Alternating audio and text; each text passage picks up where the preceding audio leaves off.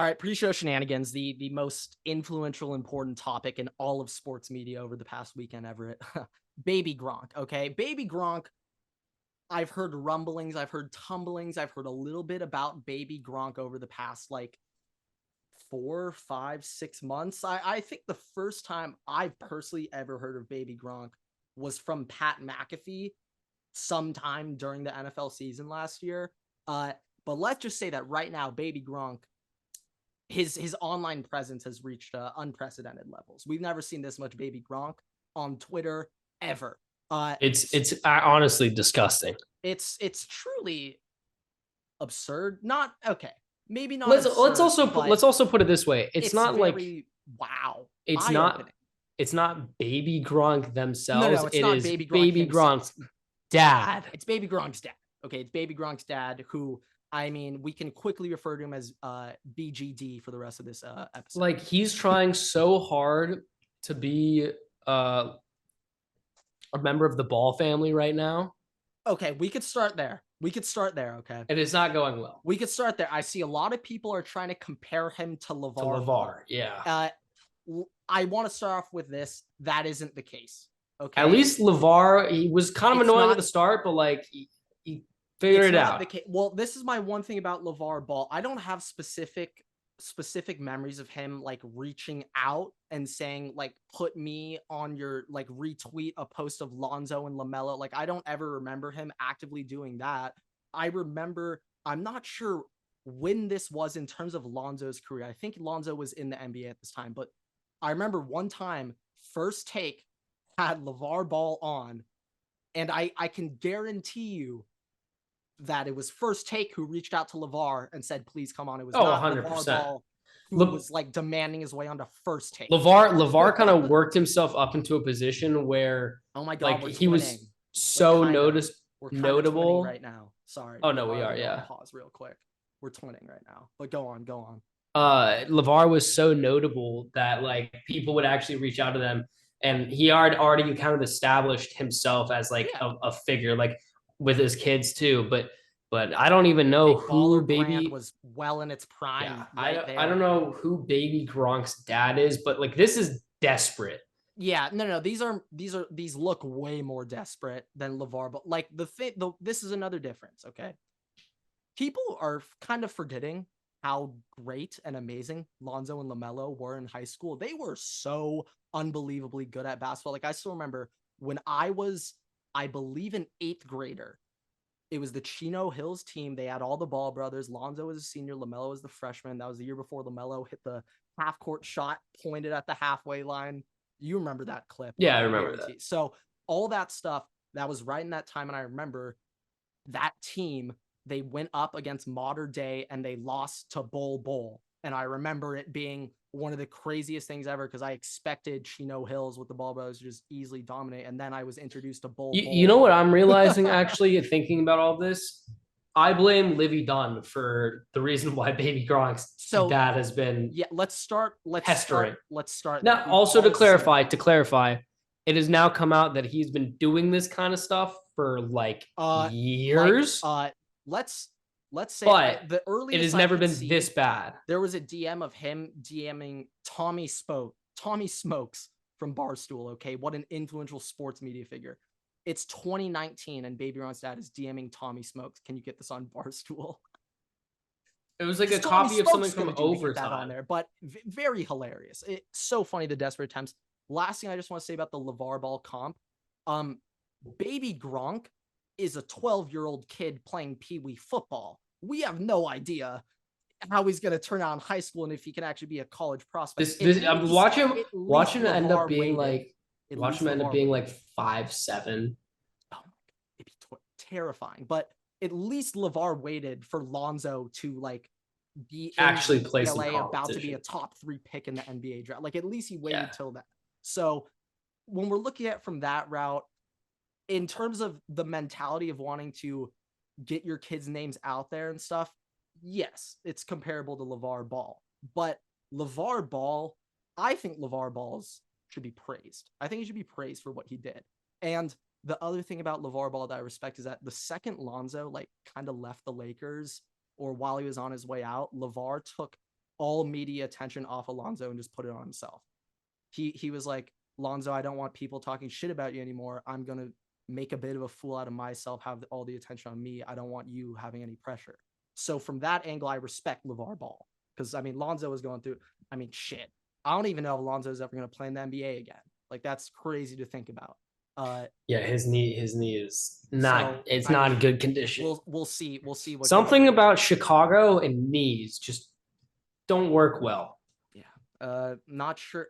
I don't know what their arena is called, but I'm not sure what's going on with that hardwood.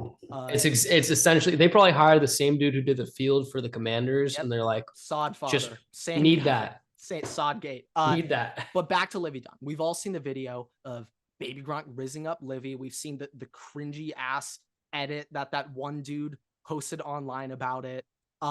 Real quick, let's embrace debate real quick, Everett, because I know that we have put up some TikToks where we are joking and kidding, but is that guy who made the rizzed up TikTok, is he serious, legit, or is he joking? Because I honestly, when I first saw it and saw more, I'm going to be perfectly honest, being dead serious, legit. I never actually I don't know watched anymore, it. Though. Oh my God. I saw it and I was like, look up Baby Gronk Riz. It'll show up on Twitter. It'll be the first 90 videos. Can we get a live reaction? It's so unbelievably cringe. It's so bad. It like hurts my soul, hurts everything to watch. It's from a guy named Hoopify. I know. Yeah. Okay.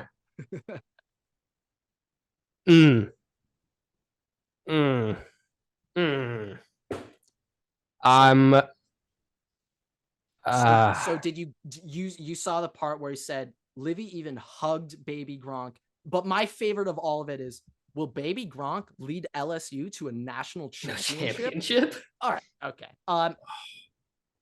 So that video, like real quick before we get back to Baby Gronk, is that guy being serious, or is this? No, I think it's the I'm trying to get views, gonna give an outrageous take and get people to comment on it. Yes. That's what it seems like to me. Okay. So joke.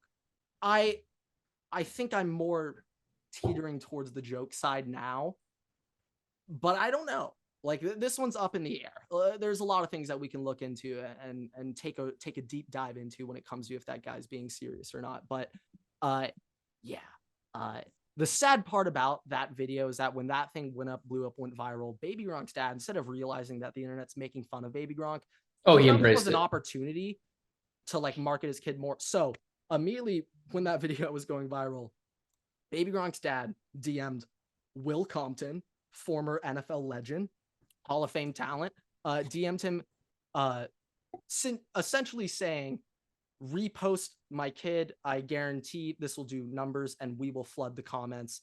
Afterwards, Will Compton just started exposing Baby Gronk's dad and just saying, look at this dude. This is pathetic. My favorite thing too, after the fact. So he everybody, I bet everyone in sports media has a DM. The better thing is, obviously everybody started like tweeting that, everybody at Barstool, whatever.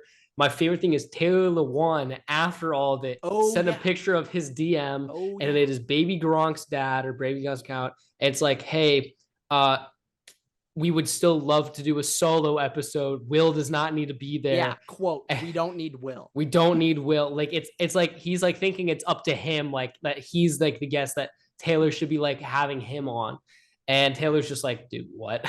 Yeah, then he just screenshot the DM, put it up on Twitter. It's like, yeesh. Let's just say Baby Gronk's dad. I mean, like, there's one side of me where I can understand, like, he's sitting there and all the time he's sitting there, he's just saying, like, you know, we're marketing, trying to get the kid's name out there. That, okay, you know what?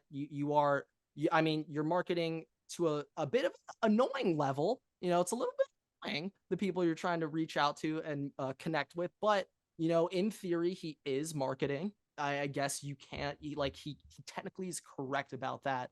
Is he marketing very well, though? I'm not entirely sure. Maybe so. With this Hoopify man in the mix, maybe so, but maybe it's just all one big conspiracy theory, and this actually has just been a great publicity stunt for the dad. Just like, I mean, everything was planned in advance. Maybe this is Gronk doing this. Yeah, And for Gronk's like, real. I want to get My Gronk back one out there. thing I wanna though get that my name back out there. I'm thinking right now, the fact that a podcast brand like ourselves are currently covering this Oh, kind of this is like shows one you of the most talked about the news, like extent sports of news. how bad like this is. Yeah, and also just the dry spot that we're in currently with Oh yeah, sports no, and NBA finals the being just content awful. is not ideal right now. Yeah, no, I mean we're definitely just waiting for July to roll around. I need that I'm NBA free I agency. I need look, it today. I need it like the right work now. the work goes on though. I'm essentially in a sauna right now. I've got little flies and shit flying around me. Yeah, you're essentially what I would consider, if I have this correct, you are pretty much in Lemoyne from Red Dead Redemption 2. I think that's what they called Louisiana Yeah. for Red Dead. Yeah, that's what it looks like. It is very hilarious. My favorite part of my new room, by the way, um, the window right in front of my desk does not have blinds attached. Ooh, So every so you're aspect of my waking up body is, every morning. yeah, but also I now have direct Oh, that 100 as degree well. That sunlight as well. onto my body and computer and everything. So I'm like just throughout the episode, I'm gonna get progressively just like sweatier. It's gonna be great content. I think it'd also be very funny if you could somehow develop like a tanning system from your desk. I think that could Just be like a beneficial, efficient. well, you next can step. see the shine on my forehead right now. When Oh, I'm I know. I'm gonna look like you after the Dodgers game by the end of this Well, episode. I mean, that's tough to get that. I far, know, but, it is but tough. I mean, you could potentially get there. Yeah. Anyways. Yeah, but Gronk's dad, interesting little discussion. I love to see Taylor One expose him everything. I even saw Baby Gronk's dad DM Marlon Humphrey. Marlon Humphrey, why would he repost that on his? Whatever. You get what I'm saying. There were just a lot of things that did not add up, did not make sense here, Everett. But without further ado, what is going on, everybody? Welcome back. Nope. We're gonna have to redo that. That was too weak. It's too weak. 2 week. Well, 2 week. Okay.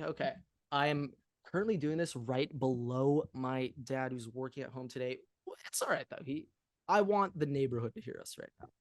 What is going on, everybody? Welcome back to the greatest episode of the Waterboy podcast you'll ever watch in your life. Today it is episode 125. Okay, we're a quarter of the way there. We're at the century mark, I guess, to 200.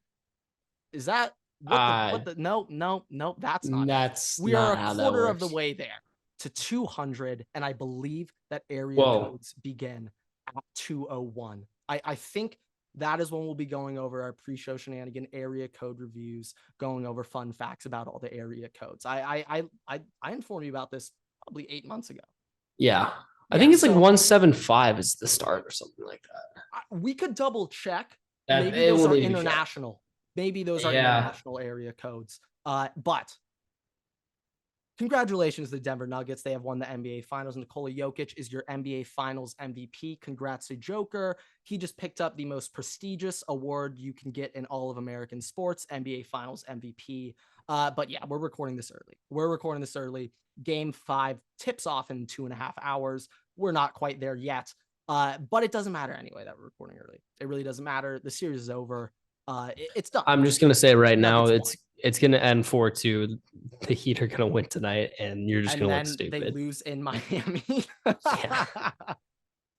I mean, if I'm Denver and I'm planning your post-game celebration, now the odds are they're gonna want to just let me ask you this. Be quicker. But let me ask you this. I saw this tweet. Miami. I saw this tweet earlier today. People asking, is Jimmy Butler a Hall of Fame player? And they were showing stats from Ray Allen, because Ray Allen's in the Hall of Fame and Jimmy has a make that Hall of Fame. Huh? I think it's a bit easier to make the NBA. No, it is. But let's just look at this like as if it isn't super easy. I think right now, if we're just going like the base, like top level Hall of Fame, like first ballot Hall of Famer, I'm going to say no.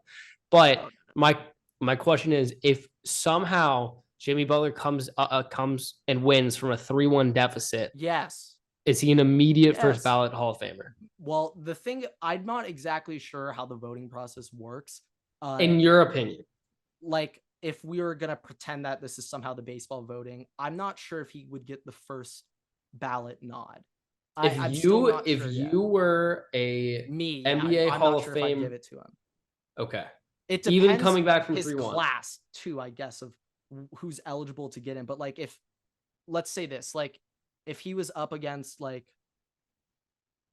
well, he'll retire a bit later than some other guys. So like if he was up the same year, I once again don't know how Hall of Fame voting works for the NBA, but let's say it was like him like Damian Lillard, Chris Paul, maybe Chris Paul will be You're older, thinking but Chris like, Paul's going like 4 more years? yeah, no, not him, but like let's say it's like him, Damian Lillard, some other guys like that CJ McCollum. age. Oh, he wouldn't be up. I know, but I'm just listing out the people that are around that. You I don't have like them Al too, Horford. I think he's slightly a bit older. Steph. Yeah, we could do like, let's do all Steph the Clay. Warriors, all the Warriors, Yeah. Draymond included, Jimmy Butler, and then who's the last guy I just said? God damn it. Dame time. Now, if it were like those 5, like you'd have to put Steph in, you'd have to put Clay in, Draymond, I would probably put him in. Is Iguodala a Hall of Famer? Ooh, no. No. I don't think so. Maybe. He has a finals MVP. Like, well, you know, he's a Hall of Famer in Max Kellerman's heart. So that's all that matters. Yeah, I mean, aliens, death being pointed to the earth, give me Iguodala. So, like, some people, I mean, he's Hall of Famer for some people. I think, though, it depends when he gets out. Like, if he were to come back 3-1, have an NBA Finals MVP, have an NBA Finals ring, like,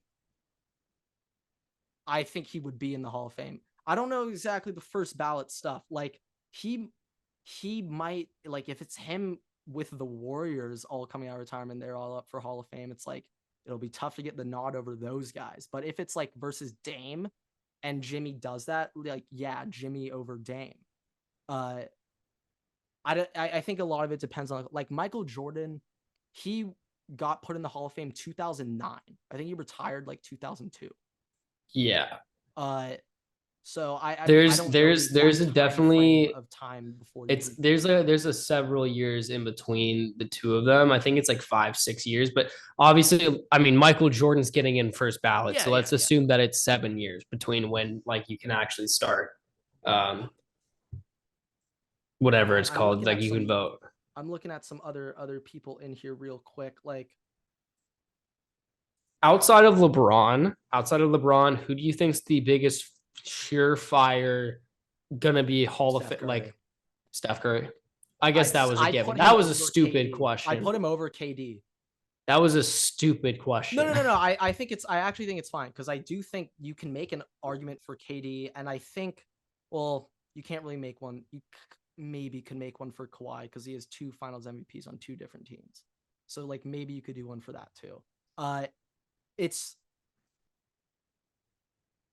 This is the thing, like Draymond, I would say he is a Hall of Famer, but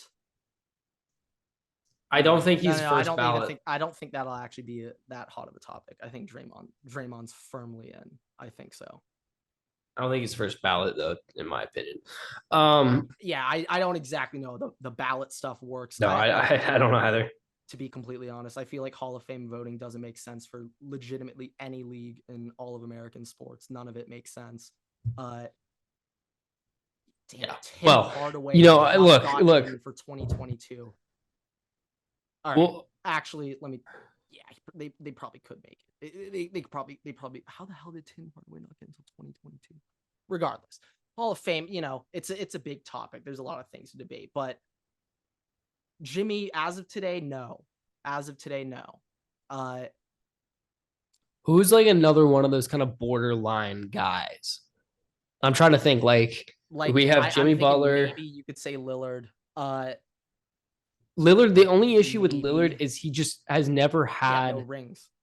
Any ring. Like if you give Lillard a ring, then only made one Western Conference Finals. No, he's made like 2. By the Warriors. He's only made 1. I thought he made 2. I think they went to the Western Conference Finals like 2018 or 19, and they just got swept. That was the Warriors year. 19 season Western Conference Finals got swept. Yeah, I mean, Hall of Fame's very interesting. It's just Dame averages 25. Does AD make the Hall of Fame? We're gonna have to see how the second half of it plays out. Which let's assume he does not win any more. let's assume there's no more titles. It's just the one That's fine. title. He can get by with just one ring. That's okay. It comes down to like all NBAs, and it comes But if like if let's just say the current track that he's on continues, he doesn't play the full seasons, he's out with injury. Do you think he still makes the Hall of Fame? I'm looking at this right now. Yes, he does. He does today. NBA championship, 8-time All-Star, 4-time All-NBA first team. That's very big. 4-time All-NBA first team. That's very big. 2-time NBA All-Defensive first team. 2-time NBA All-Defensive second team. 3-time NBA blocks leader. Okay, yeah, maybe. I think he's in. I think he's actually in today, which is crazy. It's crazy because we know our opinion on him now. But yeah, he's in. Like Kevin Durant's in, Kawhi's in. Yeah, I mean, obviously. In terms of like role players, though, like Iguodala is a good question. You know, like that's actually a good question. I think he has a much better shot because he's got a Finals MVP. I would say I think that's the thing is it's going to be the Finals MVP. Like that will get him in, and obviously, like he was good for a little bit too. Yeah, 4 rings, Finals MVP, 1-time All-Star, 1-time All First Team defense, 1-time All Second Team defense. So maybe it's the back half of the accolades which are lacking. We'll see. Iggy, I would probably lean more towards no. But that's honestly a good argument. I do think though the All NBA first team, second team, third team, they're gonna matter a lot for this stuff. Also, like Jokic, he's going to probably make the Hall of Fame right now at this rate. I mean, dude, Jokic, from what I don't really watch Nuggets basketball. To be honest, I really don't watch basketball outside of the playoffs. But Jokic, from what it looks like, is just absolutely is unguardable. The only way to guard him is for him to miss the shot. So there was a reaction to right after the game. It's Jalen Rose, Lil Wayne going up to Jalen Rose, and legitimately Lil Wayne looked dumbfounded talking to Jalen Rose. Like and I'm pretty sure he said to him, "I have never seen anyone do that in my life. Like I've never seen anyone do what Joker just did." This man, like this season, Everett, he averaged regular season 24, 12, and 10. Like he essentially averaged, he had 9.8 assists per game, a little short of averaging the triple double, but he's a center. Like I know game 2 it worked out for the Heat. Make him shoot, force him to shoot, have him be that facilitator. Not. I think Jimmy was also guarding him a little bit more like closely, so that could have also helped. But I'm not entirely sure. I just think he can beat you in so many different ways. There's just so many different things he can do. He doesn't need to be the main scorer. He could take a step back, let the other guys around him shoot. It also really, really helps when Jamal Murray is playing like Michael Jordan right now. That helps a lot. Like that definitely helps. It definitely is ideal. And that can make a difference. Aaron Gordon is playing out of his mind right now.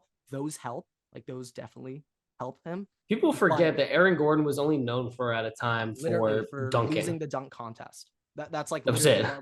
For getting robbed from the dunk contest. That's how we knew him because he should have. Also, I think we as fans were absolutely robbed of Zion doing the dunk contest because at this point, by the way, we don't even know if Zion's going to be like healthy enough to have like a legitimate like long-standing career. So the least we could have gotten was peak Zion out of Duke dunk contest. Like my man's knees are gone anyways. Yeah. There's a lot of things we got to go over. Who would have won a dunk contest between prime Blake Griffin, prime Zion Williamson, Zach LaVine, and Aaron Gordon? So I think this is unfair, but I think guards naturally it just looks more impressive because they're jumping higher and stuff. But I think Zion. Out of all 4 of those, you have prime Blake Griffin. Blake, it's tough. Blake, it's very tough. I just do think that being taller hurts you. Like, I think Blake and Aaron Gordon, because they're tall, it hurts them in a way. Like when what? There's a bug flying around my face. But if Zach LaVine, when he's throwing down like free throw dunks and stuff, I'm just amazed by how he's able to jump like that. What if we I think even he'll get an throw unfair advantage. I think he'll what get if an I don't know if you want to throw Kobe's dunk package in there too, because Kobe had a good dunk package. I But mean, to be honest, like Michael Jordan, also one of the I mean, greatest dunk dude, I mean, packages ever. Like going Dr. across the J, court, you know.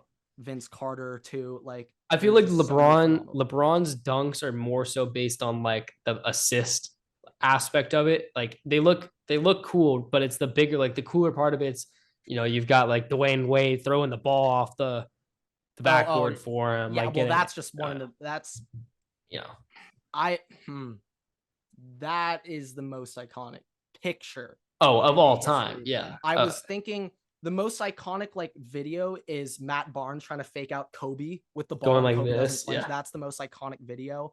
I think that's the most iconic picture though of D Wade like this after the oop and LeBron's like that. There was one the other year too though that was pretty. There's a lot of posters on there that are hilarious. Yeah. Like although not quite picture, but maybe video when James Harden crossed over Wesley Johnson and stared him down for 2 seconds before shooting the three and hitting it. That's Allen Iverson walking over Ty Lue. Yeah. Okay. So we Malice at the Palace. There's so many great memories. Okay. So right when the cup hits at the time, Ron Artest, there's a lot of great memories. You have the Kawhi video in the playoffs where hitting the ball off the rim like 3 times. There's that. There's Jimmy Butler hanging over the side after game 3 in the bubble. There's NBA produces phenomenal moments. Great. There's also the Dwayne Wade LeBron collab 2.0. Yeah, there's that. There's also Dwayne and Pat Riley partying like somewhere in the Mediterranean wearing a Mediterranean outfit. It's just Pat Riley and Dwayne Wade. But oh my god, enough of the NBA. I got one quick question I got a college football question for you, and then we'll get into the MLB and We'll finish with the NFL. That's college football right here. All right, so perfect. We could do that now. Let me start with this though, because I think this is a good segue into probably what your conversation is. This is from NFL Rookie Watch. I'm not going to illegally take their content, but make a pick. One player out of these 4 has to go. You get to keep the rest of them. Has to go as in like cutting like from my team. Cutting him. Like he's gone. Marv Harrison, JSN, Garrett Wilson, Chris Olave. No Olave. No hesitation. What if it's JSN, Garrett, and Marv? Garrett. High praise for JSN and Marv. I mean, I know your argument's going to be like, oh, they literally said that JSN's better than them. Oh, I'm not even saying that. When them 3 were on the field, who did CJ trust? Jackson. Fair point. Fair point. All right. Let's get into your down.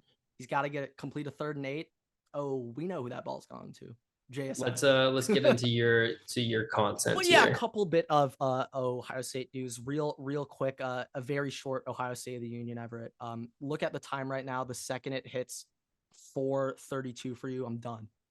Okay. Michigan flipped a 4-star offensive tackle committed to Notre Dame, flipped into Michigan, and 4-star edge Brian Robinson from Youngstown, Ohio, has been crystal balled to Michigan. But Everett, shortly after that crystal ball for the 4-star edge from Ohio went into Michigan, 5-star defensive lineman Edric Houston from Georgia has been crystal balled to Ohio State. But this is where the problem comes in. Recently, Ohio State's passed on a lot of 4 and 3 stars from Ohio for higher ranked recruits from out of state. And if you take a look at the last 2 years, obviously we lost to them twice. So many of these guys we have passed on have ended up being very good. So the main example I could think of is we took Trevion Henderson over Donovan Edwards, which I'm fine with, by the way. But it's just whenever Donovan Edwards plays against Ohio State, he's going to run like a bull on steroids, seeing a crowd with the red flag. That's how he's going to run against Ohio State because we passed on him. So from a Ohio State fan perspective here, Michigan, I get their strategy. Just recruit kids that Ohio State passed on, and they'll be so unbelievably motivated to beat Ohio State for their whole career. Probably the big part of the reason why they've been winning too. I get it. I get that strategy, and it works very well for them. In terms of a national perspective, though, Michigan, they're not going to be competing nationally soon here. They'll be making a lot of playoffs Oh, let me tell you, there'll be a lot of easy cakewalks for Michigan in the playoffs in the upcoming years. Will they be going? Will they win a playoff game? Definitely. I think Yeah. we'll Yeah. see. We'll see. But will they beat like a Georgia or a Bama or like a Clemson? Hey man, never We'll see. underestimate yourself. Never But yeah, underestimate the yourself. thing is, like Ohio State, I mean, we build the roster to compete with the SEC, but not to compete with Michigan. It's very funny. It's very funny. But yeah, that's all I had on the Ohio State Union. Damn, 40 seconds under schedule, Everett. 40 seconds under. Okay, Hey, but this is the big I also look like a ghost right now. This is sick. slightly, but not too bad. But Big Ten schedule updates, Everett. Beginning in 2024, the Big Ten, when they bring in USC, UCLA, will have a lot of schedule changes. We'll have many different transitions. There's no more East-West, and the Big Ten championship game will no longer be played between the winners of the two subdivisions. It'll be the two top ranked conference teams in conference play that'll go to the Big Ten championship. So with that, and with that new information coming out, this is the first thing I got to say about it. Now that the top two teams will be playing the Big Ten championship game,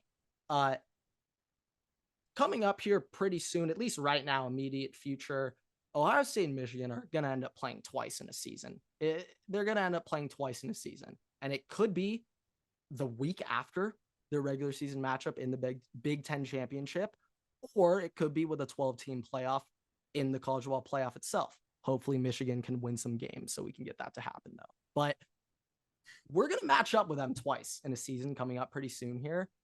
And I'm not sure if I'm ready for that personally, emotionally, physically, spiritually, any other. Yeah, if you end up losing both games, you just might not. You might be off the face of the planet for months. It's that, and it's also like, let's say it was a scenario like this were to happen. Like, let's say Ohio State and Michigan are both 11-0 going into their regular season matchup, and they have already clinched the Big Ten championship game. So there's no one else undefeated. The next best team, they might have one loss, but there's some tiebreaker where Ohio State and Michigan are no matter what. If that were the case and that were to happen, like, that first game played means nothing. It means absolutely nothing because it's the winner of the Big Ten conference game. I'm gonna argue against that. The first game between Ohio State and Michigan, one counts towards your division win-loss. So one, you could end up losing the game and getting knocked out because you might have two undefeated records. The other thing too, by the way, is if both teams end up going and playing against each other again, whether it's in the playoffs, in the championship game, whatever, the team that lost, way more. It's hard to beat a team twice in the same season. They have way more motivation to win the game. So I think that there's a lot that actually rides on the first game of the two. Yeah, but I mean, just speaking here, the way the playoff format works, like that game means less than the Big Ten conference championship game. And it means it definitely. I mean, no, it means less, but it's still the game itself has a lot of value still. Trust me, Everett. I'm aware. I wake up every morning thinking about those fuckers. No. I'm just saying. You just said that it doesn't matter. Well, it might not for college football playoff seedings. It really might not make a difference at all. And this is another thing I want to say. The way the SEC bias works is that if, let's say, last year, Michigan beats Ohio State, like what happened, and then they played in the Big Ten championship game and beat Ohio State again, Georgia's still the 1 seed. Michigan's not jumping Georgia to get the number 1 seed in the playoff. No, but what does happen is Ohio State doesn't make the playoffs. I get that. It does matter. Well, for whoever lost that game, I get that. Yeah, but if you lose both of those games, then it does matter. Because if you only lose one of the two of them, you have a better chance to get in than not. I think let's put it this way. Oh my God. I cannot wait for the. Do you think that if Ohio State and Michigan both split it, one team wins, they split, they're both in.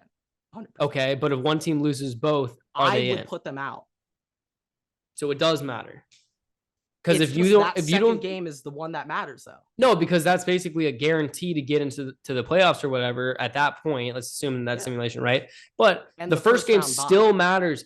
The second game matters way more for both teams, but arguably for the team that lost the first matchup. But the first matchup matters a lot because it still gives you a chance. If you win that, then if you lose the championship, you still can get in the playoffs. No, yeah. It's kind of like the insurance for you. This is something I'm thinking about, though. Like, let's say it's a very close game 1 of Ohio State, Michigan. Okay. All right. Game 1 of their 3-game series. Okay. It's game 1. It's the 4th quarter. Both teams are guaranteed to make the Big Ten championship game.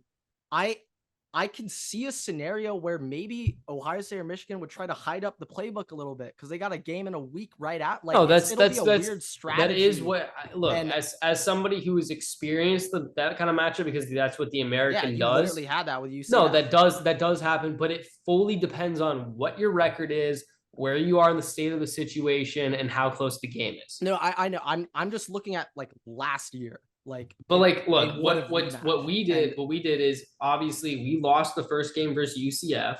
We were playing UCF in the championship game. During practice and everything for the next week and a half, whatever it was, I guess we had some more time. But when we knew we were playing after we beat Cincinnati, when we knew we were playing UCF, all of the plays and stuff, like we had pre-exposed to what we knew, kind of stuff they knew they wanted to run. We designed new plays that week specifically for that matchup. Like there are some plays that like you will try and keep, but there's a decent amount where you're just going to end up making new plays to adjust to that thing. It's just like I don't like every year Ohio State, Michigan, like.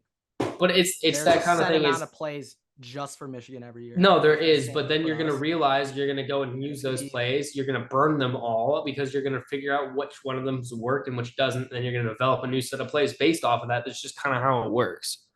Yeah, it is just a 1-week turnaround. You know what? If there is someone in college football that, probably could come up with some shit and install it in a week, it probably is Ryan Day and Brian Hartline. But like, hey, regardless of the point, this is crazy to me. There's going to be multiple matchups, and I'm even just thinking of like the history books and stuff. Like, you'll just be looking at Ohio State versus Michigan. It'll be like, oh, 2025. Oh, they played twice, and then they did it next year. It'll look weird. Yeah, it'll be weird. It'll be. It definitely devalues the feeling of that game because it's obviously like, okay, now we have a second chance to win this, but at the same time, it's still the best rivalry in college football. Yeah, it's still going to be really heated. It's not going to be like, it's Michigan this week. No, yeah, like that will never change. Maybe that's already changed. Arguably, it goes one of two ways. Otherwise, it's either going to be really heated, even more heated, arguably, or people are going to kind of care a little bit less because it feels more novelty. Yeah. But this is the last little thing. So with the Big Ten schedule changes, this is the biggest winner of these schedule changes. One team got a very, very big win with this news coming in, and that's the Penn State Nittany Lions. Holy shit. Nittany Lions. So beginning in 2024, there's only a handful of protected games every year without East and West anymore. But each team in 2-year cycles, you'll have a protected home and away with 3 teams in the Big Ten. So the notable protected games that will be happening every year, no matter what, is Ohio State, Michigan, UCLA, USC, and Michigan State, Michigan. Penn State does not have any protected games, meaning that they will go on 2-year cycles of having set established protected games. So for the very first cycle of Penn State, 2024-2025, Penn State's protected home and away matchups are with USC, Michigan State, and the red hot Rutgers. Penn State is the biggest winner of all of these changes, okay? Because they don't need to play Ohio State and Michigan every year anymore. They don't need to do that anymore. Since East and West became a thing in the Big Ten, Penn State has been cheated out of Big Ten championship game opportunities so much. They've had multiple multiple 8-1, 9-1, or 8-1 conference seasons going into the Big Ten championship game, but because they're in the East, they don't get to play in it, and 5-4 Nebraska makes it instead. So now Penn State is the biggest winner of all of these changes, and they're gonna have their protections with USC. Who's the biggest loser?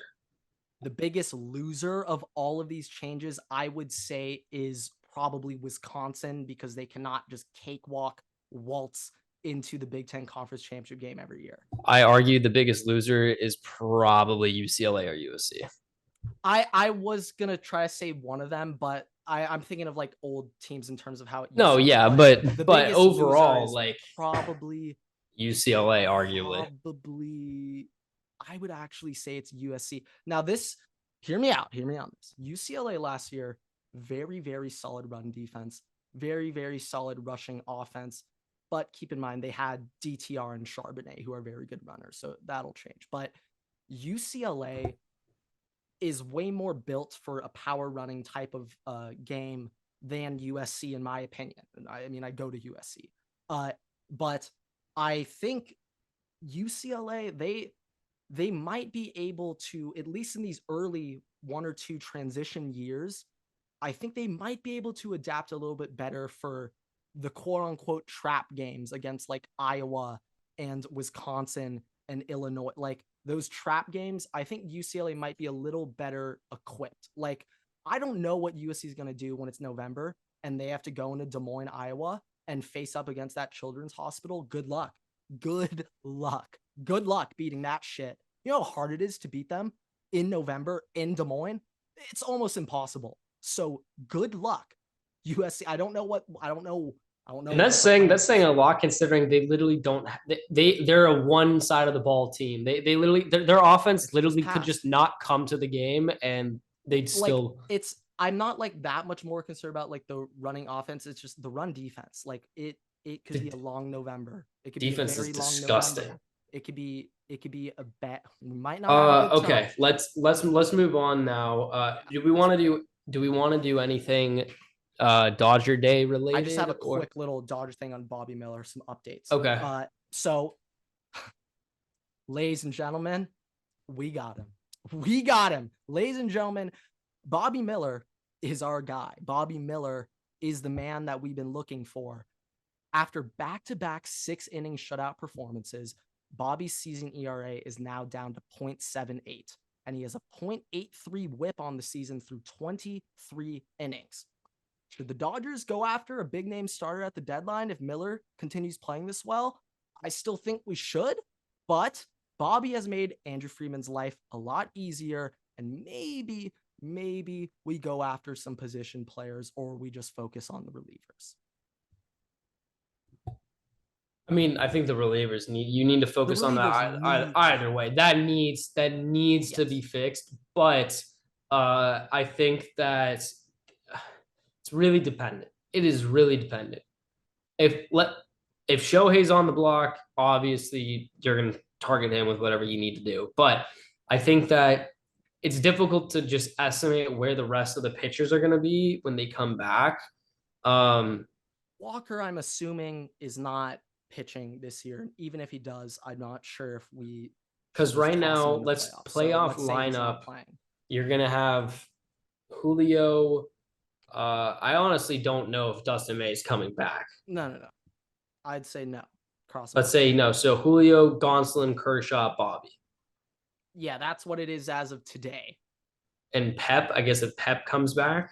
No, we just need just four.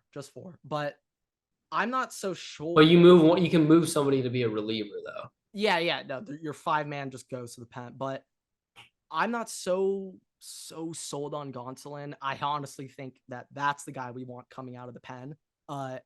So then who would you put at 4 though? Because I'm not on the Dodgers right now. Fair point. We're gonna trade for him. He's not here. Who did the Dodgers? I didn't see the specifics, but who did the Dodgers call up from AA the other day? Were they pitching prospects? Are you talking about starting pitcher Johnny DeLuca? Are you talking about reliever Nick Robertson? We called up a good amount of dudes over the past couple of days. I mean, either, to be honest. But Johnny DeLuca, we called up. from the minors playing center field. He had an okay couple of appearances. I kind of liked his ABs. I thought he was hitting the ball kind of well. Got a little unlucky, but Nick Robertson, I was very impressed with his performance. Reliever we brought from AAA. Believe he went 2 scoreless in his outings. So I don't know. And relievers are also weird. Relievers are so strange where like shit. Like maybe our best possible relieving pickup is currently playing for us in AAA. Like I don't know. Like it's weird how it works. Maybe like, it's Syndergaard. Maybe Syndergaard moves to be a reliever. You never know. Maybe if we just put him at closer, we'd see some results. I mean, honestly though, you put him through one inning. All he needs is one inning. Maybe it's a little bit less anxiety for him. Maybe he can figure it out. Maybe, who knows? Honest to God, a lot of older veteran players switch it up. They take a closing reliever position. They just do better. I don't know. We'll see. I know Lincecum, his last ring, I'm pretty sure they brought him out of the pen and he was pitching very, very well. I believe it was 2012 when they won, not 14. I don't think he was there for that one, but I do think we should go after a big name starter if applicable, if possible. I'd rather go after a Corbin Burns than an Alexis Diaz. But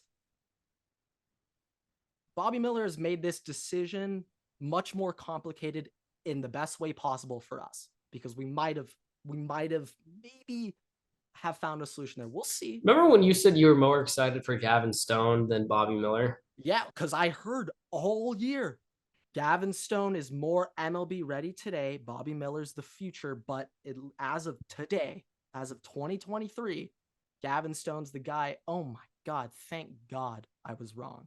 Thank God I was wrong. Because we need this. We need We need one of our young stars to come out and just ball like that. It's been a while. It has been a minute. But yeah. Yeah. If Outman can be healthy and can get better too, that'd be nice. Yeah, Outman, it's let's just go back to the basics, babe. Let's go back to the basics. Let's just do what worked at the start of the year, and let's just do that again. I think it's good. Dude, I look like you look better now than you did 20 minutes. I look super tan right here, and then just white. Yeah, slightly strange shadow going on your face right now. Yeah, I don't know what's up with that. Last thing I just want to say about the Dodgers in general, JD Martinez, you're my hero. I love you. I love you so much. I love you so much. I want you to be our DH until Cartaya is ready. I want you to be him, and then we'll wait for Will. Until Will Smith becomes the DH, but yeah. No, we're just waiting for Cartaya to get called up. The day he gets called up, JD, we'll let you stay on a vet min, but it's up to you. He'll be in that rotationary platoon. That's what we need. Yeah, he'll literally be like. I mean, Will Smith will still probably need a day off once a week as a DH, so he can do that. It's like stipulated in his contract at this point, just like I think he mandated.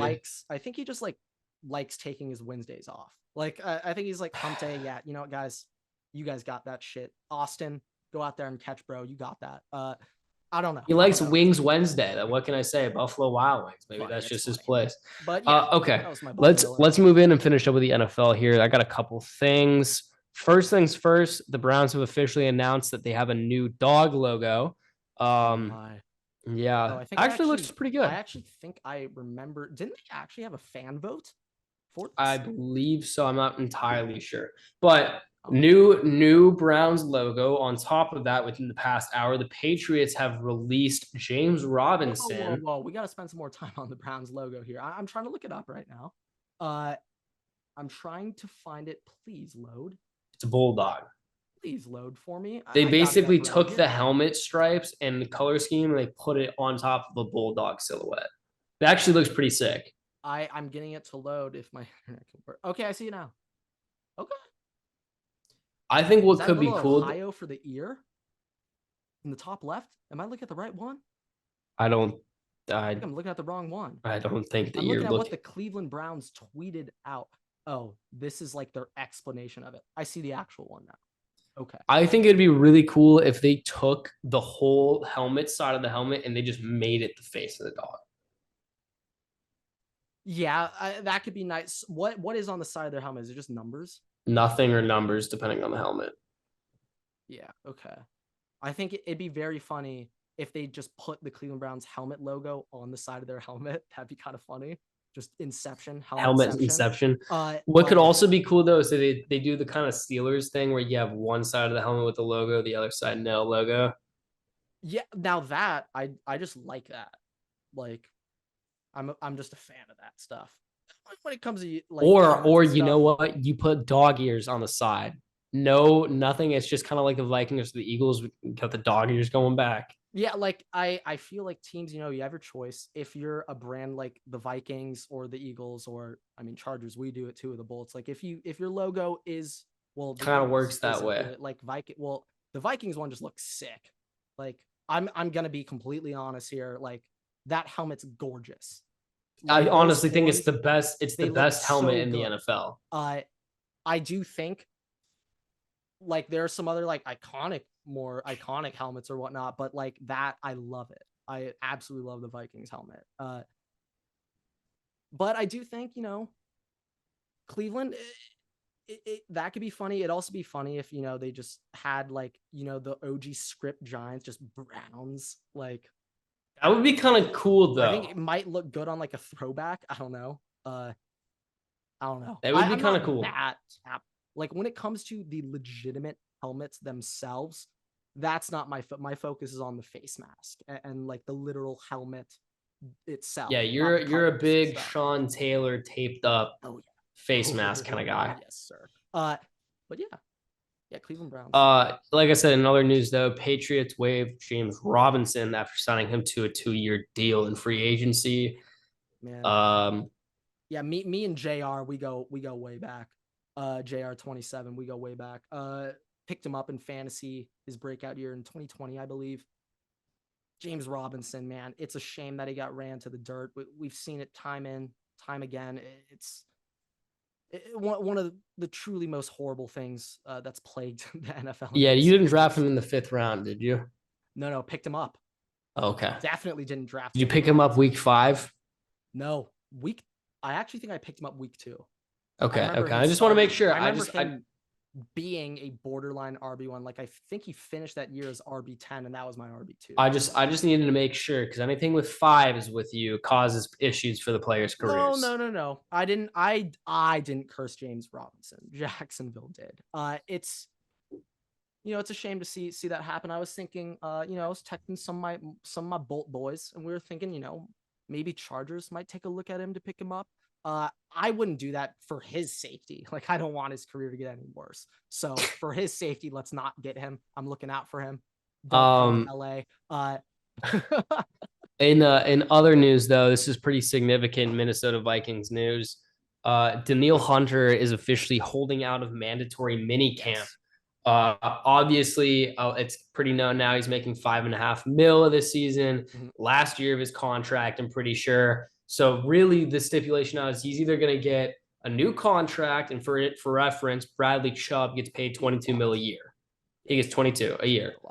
So either Danielle's getting a new contract, or I think he's getting traded. And honestly, I love Danielle Hunter. He's a great player, but with all the moves we made this offseason, honestly, I'm okay trading him. Okay.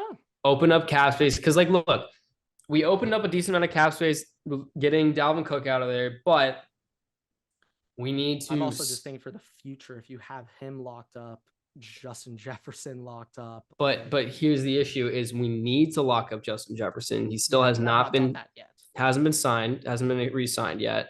TJ Hawkinson is still there. We're going to have Christian Darrisaw's contract coming up. We're going to have a couple other contracts, I think, expiring on defense. We probably are going to want to sign. So if we're giving Danielle 22 a year, obviously it's really hard to get a good edge rusher. So if we want to sign him, perfectly fine. I just need to make sure that Justin Jefferson is getting all the money he deserves. Because if we lose him, I don't know if I can be a fan of the franchise anymore. Yeah. So right now, Justin Jefferson scheduled to hit free agency in 2025. They'll probably want to get that deal done in the offseason going into next year after the season, I guess. Yeah. So, but there's conversations right now about just doing it. So yeah, which I can understand. I'm okay with whatever. Will be higher if you wait. I can understand. But also, like, next year, I think we have a decent amount of cap space available. I think it's like 48. So if we give Danielle 22 of that, yeah, that's a healthy It's a decent amount of money, and it's going to be restructured immediately. So we'll see. Honestly, I'm fine either way with what's going on. I think that if we Also, trade him, TJ Hawkinson is up for free agency in that's what I said too. Yeah, we need to Okay. re-sign him. If it's up to if we're trading him, I'm expecting a first round pick minimum. I'm probably gonna want one of your defensive edge prospects, younger guy. I don't care if he's not proven or something, but I need somebody to replace depth. So like let's say like I would take a Drake Jackson, I would take a Ojulari, I'd take something like that. I could see the Giants fully trading for him too, by the way. With AC Patterson there, his old defensive line coach, he developed him. You have Kayvon Thibodeau there on the other Kayvon side. could be a fun little. Is Dexter Lawrence? Is he still holding out, or is he? I think he got a contract extension. So yeah, okay, that D line. That'd be that. I mean, I could fully see that happening. My thing is to lock that up and yeah, I want to see if we are trading Daniil, a first round pick is a minimum for that, and I'm gonna need a couple other capital because he's a great player, still young. Would you rather return picks or players if we're talking like after the first? Depends on the pick. Okay. Depends on the round of the pick. I'd rather get a first, a third, and like another third or a fifth than get a first and then one player. Yeah. Yeah. Okay.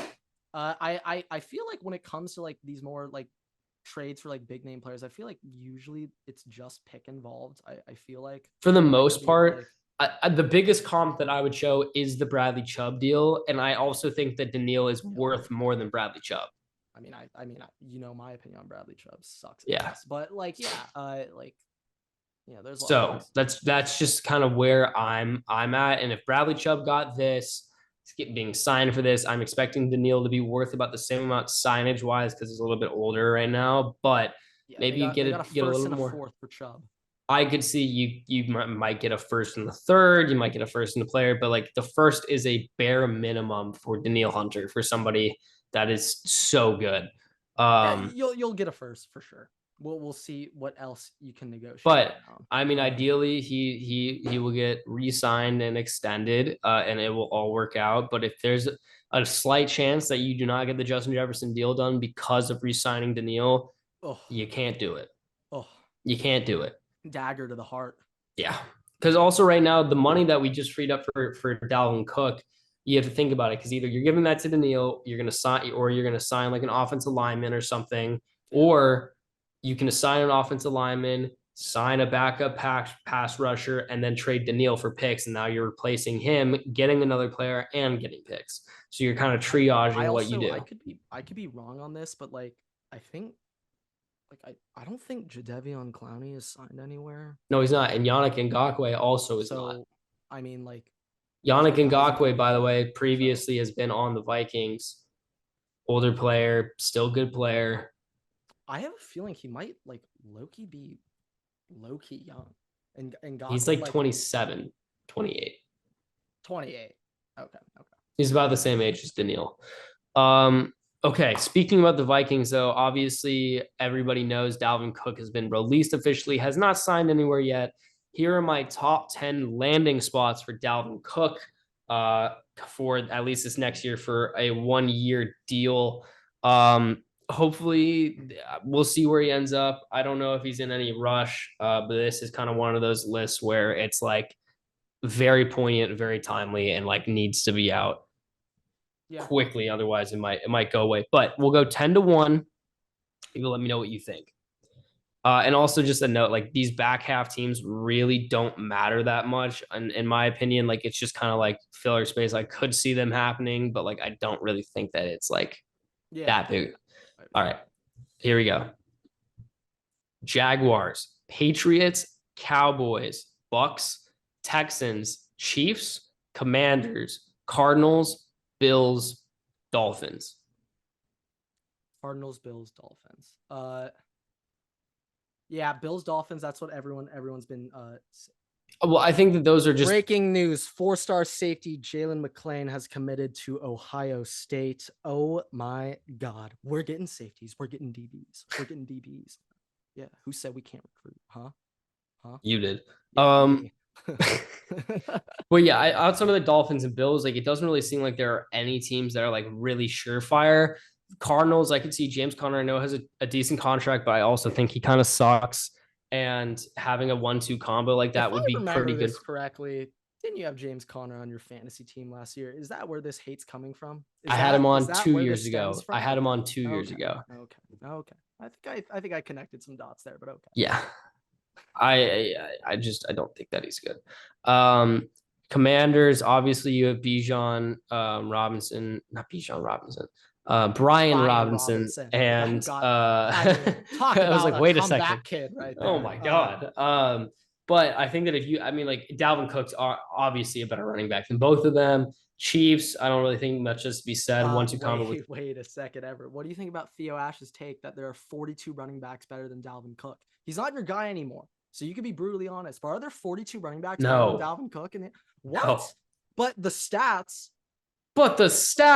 I mean, this is something we got. You want to talk about stats? Dalvin Cook, dog factor. Okay, there's a dog factor. No, there, all right, there is. But also, look, you want to talk about that dog. You want to talk about stats to begin with. One, Dalvin Cook hasn't been healthy amongst all the other running backs you're comparing him to. Obviously, there are issues I've had with Dalvin Cook. There's fumbling issues sometimes, but the explosiveness he has, he's been playing with a torn labrum for the last 3 years. He came back from an ACL. I think that he is definitely washed. But if you're asking me, is there teams that I think that he would be able to start for? Because you have to say 42 running backs are better than him. That means every single starting running back on a roster and their backups are better than him. And 10 backups are better than him. If you think that that is the case, not only are you it's complete blasphemy, but that just means you do not watch any aspect of Vikings football at all. It's the same thing when I've seen people be like, yeah, Justin Jefferson, not even he's like not even top 5, man. I'm like, dude, what? Or there's people that are like, yeah, the only reason people think Justin Jefferson's clutch or like that good is because of the catch in Buffalo. I'm like, dude, tell me you just don't pay attention to anything on the Vikings without telling me. Like, it's blatantly obvious. For a second, I was thinking, maybe I can take an argument that at his value, there's 42 better, but not even that. 12.6, that's what he was making last year. I'd argue that there are some other running backs out there making a healthy amount that should not be getting that money. So the issue also is he wants to make like 10 to 12. He wants to make 10 to 12, and most people are thinking the only way he's getting signed if it's like 6 to 8. And Dolphins, according to Bleacher Report, like 1 year for 10. According to a Dolphins fanatic, and says per Bleacher Report's reporter, the Broncos are out on Dalvin Cook, so that's not happening. Okay, they are out. Okay. Could have seen that, but yeah, we'll see. I think that he's still got like at least a year left, but I really don't think that he's going to be great. Maybe like let's think about it in a fantasy position. If you're thinking about getting him in fantasy, I see him as a flex running back this year. I don't think he could still finish as like an RB2. Yeah, no, that's his ceiling. That's his ceiling, though, in my opinion. Yeah, I mean, I don't think he can get into RB1 range. We'll see. Really, if he becomes a bell cow, becomes the bell cow back, maybe Bills. Maybe, but you still have to worry about Damian Harris and James Cook.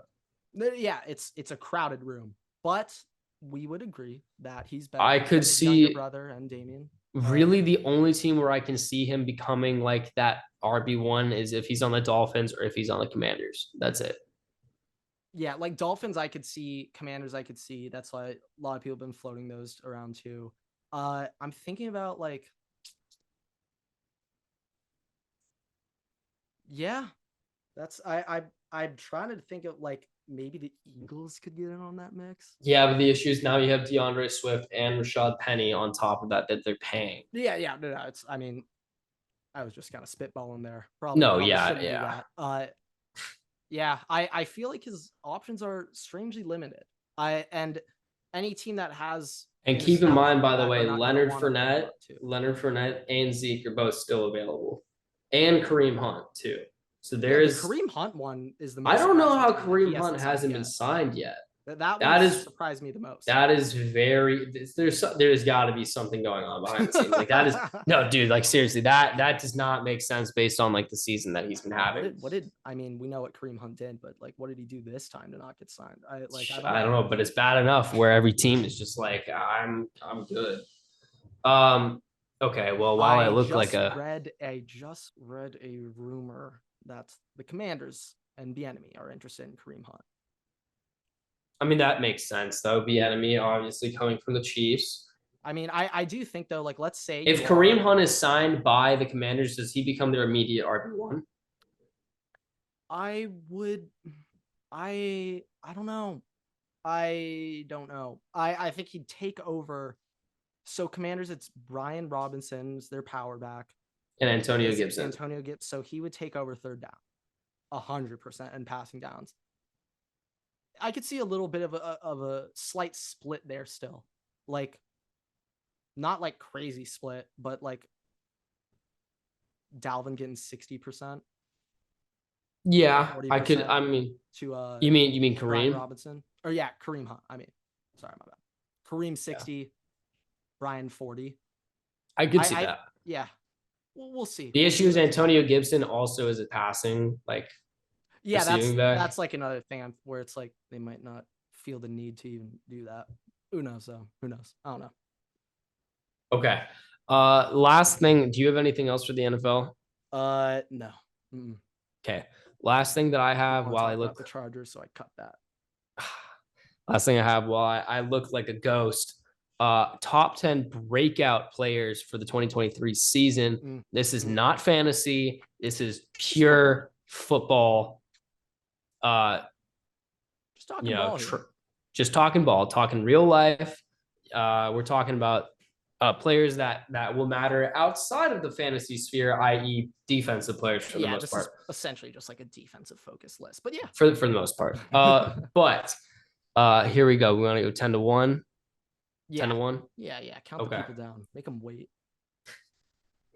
Let's get it. Let's get a little antsy over here.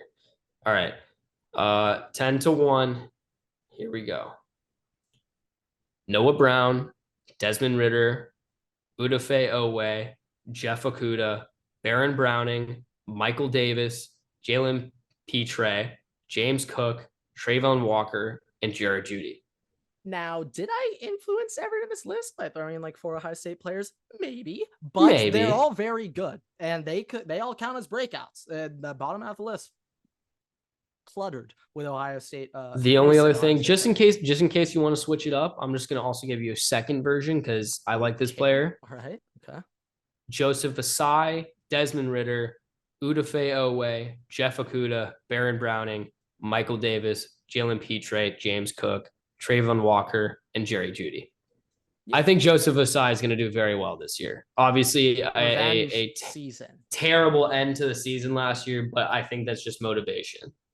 When I think about some recent edge rushers who have ended seasons for their stupidity, I look at D Ford and how he bounced back after the Chiefs going to the Niners, playing well there. You know what? It's a bounce back season for Joseph Asai.